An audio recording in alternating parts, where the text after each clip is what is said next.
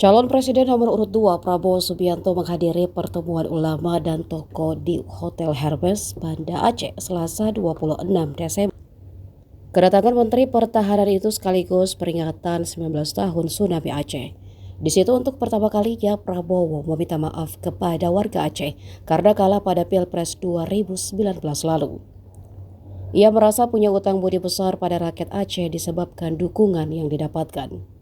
Namun sejak kalah, Prabowo tak sekalipun menginjakkan kakinya ke Aceh. Prabowo pun sempat mengungkapkan jika kondisi partainya dan dirinya seusai kalah Pilpres 2019 benar-benar bokek. Dan dalam keadaan tak punya apa-apa, Prabowo merasa tak akan ada pihak yang mau mendukung. Tapi sampai sekarang Prabowo bertekad untuk bisa membalas budi kepada para pendukungnya pada Pilpres 2019 lalu. Aceh merupakan lumbung suara bagi Prabowo Subianto baik di Pilpres 2014 dan 2019. Di Pilpres 2014, Prabowo yang berpasangan dengan Hatta Rajasa mendapatkan 1 juta suara dan Jokowi Yusuf kalah 913.000. Sedangkan di Pilpres 2019, Prabowo Sandiaga Uno mengantongi suara 2,4 juta di Aceh, sedangkan Jokowi Ma'ruf Amin 404.000 suara. Secara nasional, baik di Pilpres 2014 maupun Pilpres 2019, Prabowo masih kalah dari Jokowi. Setelah kalah di Pilpres 2019, Prabowo memutuskan untuk merapat ke pemerintah dan menjadi Menteri Pertahanan. Sebelum menjajal lagi peruntungan di Pilpres 2024 bersama putra sulung Jokowi Gibran Raka Buming Raka. Karena dua tokoh yang pernah berseberangan, waktu ketemu tidak ada satu kata pun yang keluar dari mulut kita. Beliau tidak keluar kata-kata, saya tidak keluar kata-kata. Apa yang terjadi? Kita saling merangkul. Itu yang kejadian, saudara-saudara sekalian.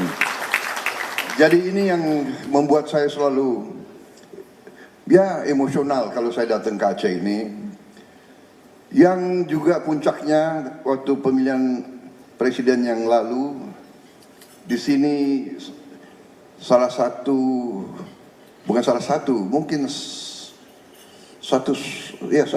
yang saya mendapat dukungan yang paling besar di Aceh ini, luar biasa. Dan saya harus minta maaf bahwa saya sudah kalah.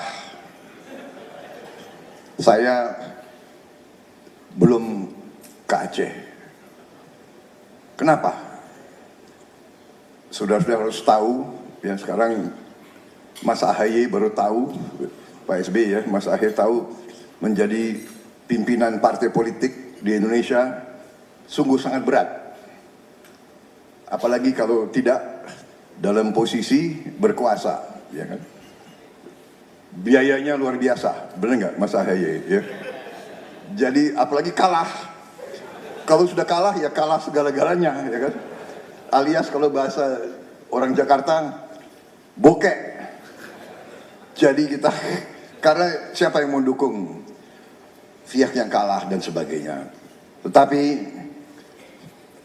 selalu dalam hati saya sama dengan Pak SBY, saya berpikir bagaimana saya bisa balas budi rakyat Aceh. Itu pemikiran saya. Download Tribun X sekarang, menghadirkan lokal menjadi Indonesia.